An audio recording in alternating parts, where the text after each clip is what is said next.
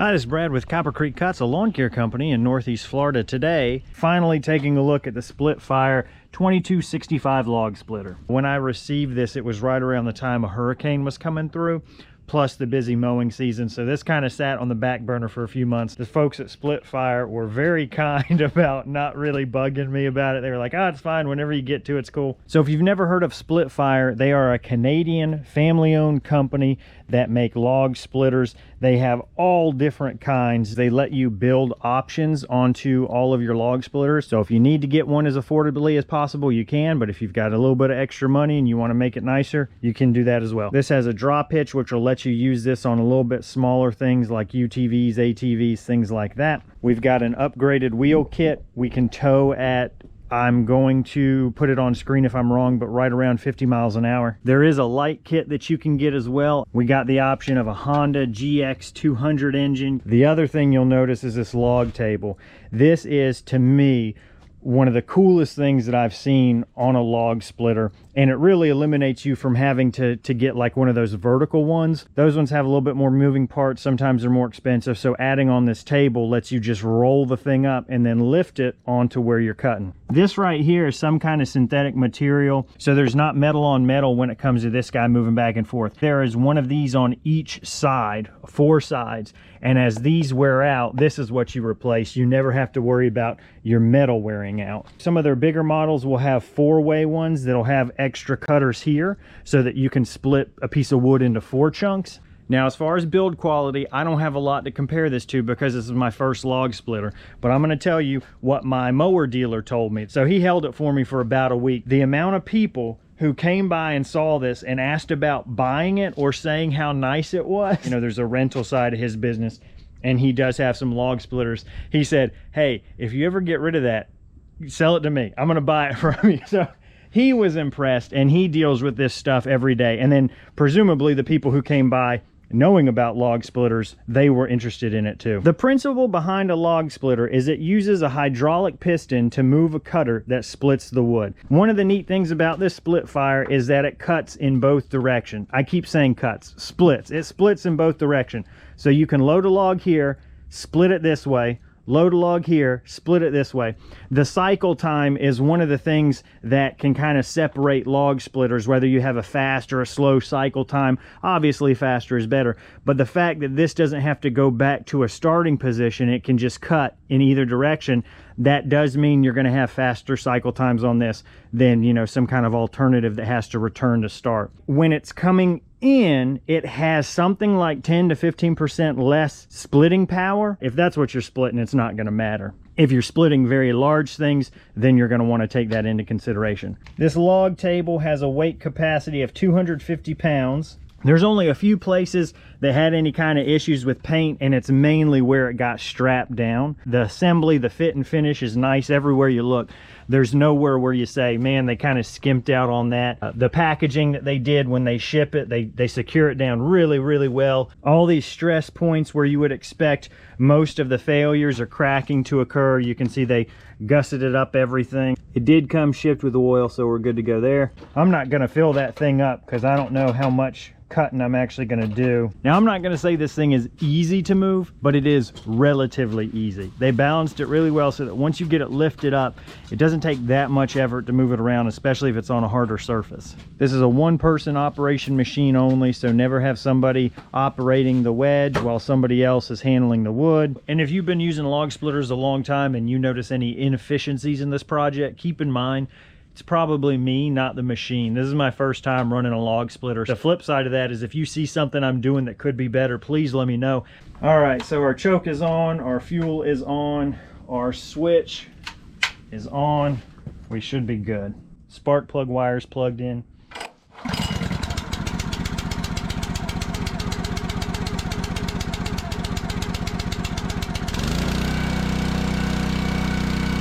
So on page 26 of our instruction manual, it says the engine can be revved to half or full throttle. You don't have to operate at full throttle. Also, this is completely safe. I don't want to see any comments about it. That's a feature in case you need to touch your phone tablet real quick, you know.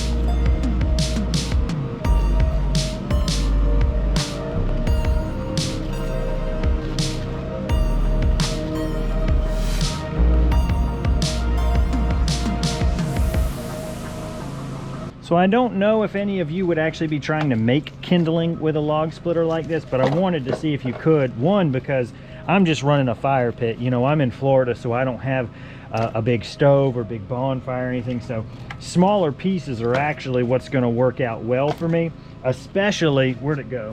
Especially this pine, which I'm hoping will start the fires a little bit easier than the oak will. Obviously, it's just however much time you want to spend. You can get pretty thin kindling, pretty small kindling from this log splitter. I think the only limit on the 2265 would be your patience, how much time you want to spend, and then at some point your kindling is going to be small, so small that it drops down in there. I cannot get to where that tree is through this way. It's too steep of a drop off over there.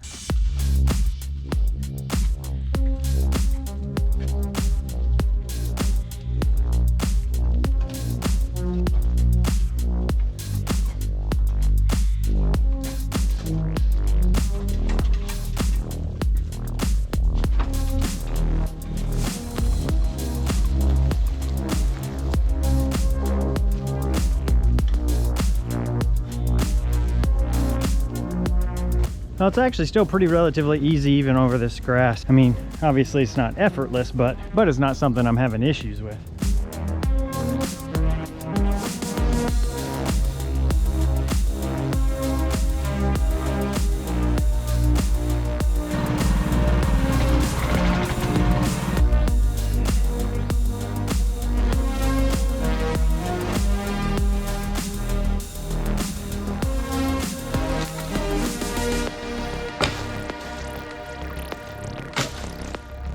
Kind of nice that you've got the option of moving this to the log rather than the log to this. And of course, that, you know, that's doing it by hand. So if you've got an ATV or something, even better. The table on this 2265 has a 24-inch stroke. That's upside down. Editor, flip it. So we're going to try and get some 24-inch pieces out of here.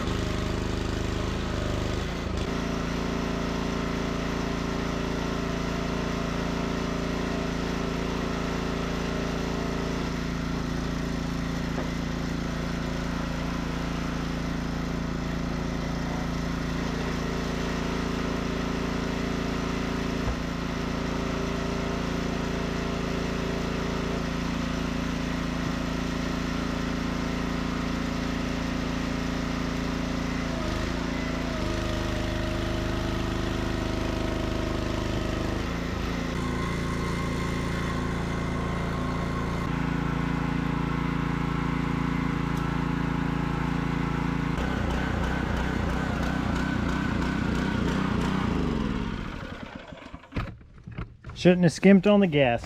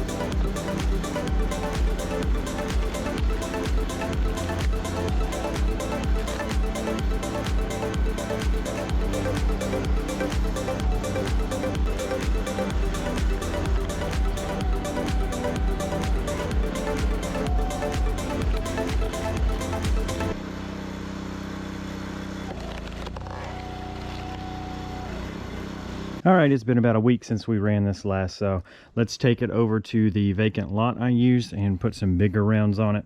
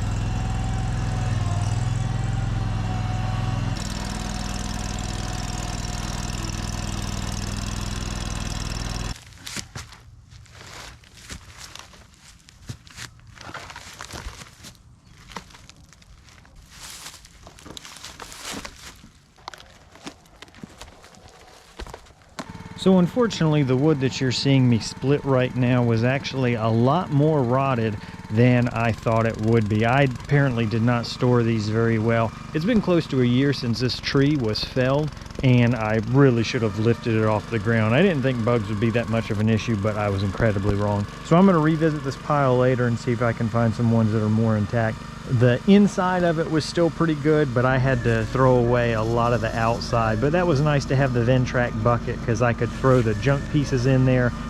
Then when I was all done, I was able to dump them at the street for city pickup. Then I was able to load the good wood on the Ventrac and take that back to the house. So the project today is do as much of this as possible. This is a cheap little 12-foot log holder I got off Amazon.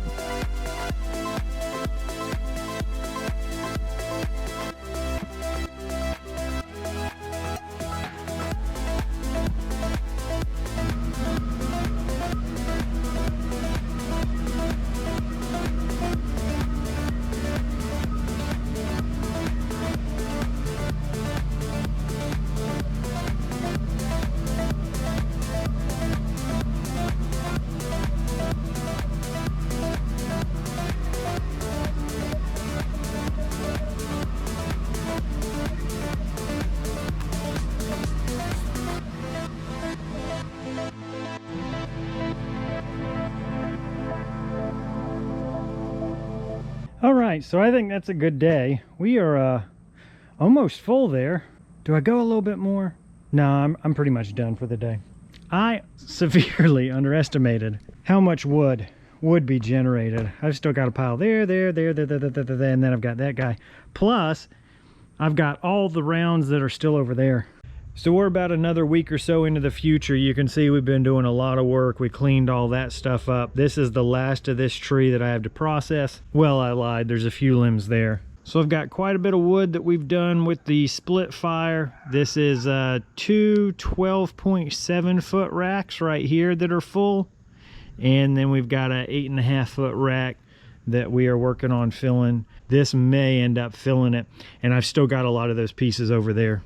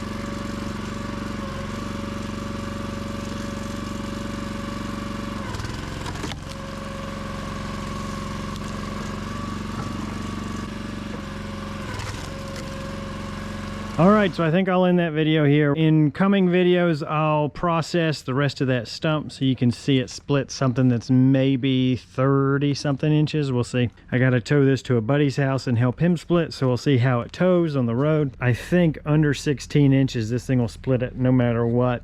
Some of the 20-inch stuff is when I started having to flip it over, things like that.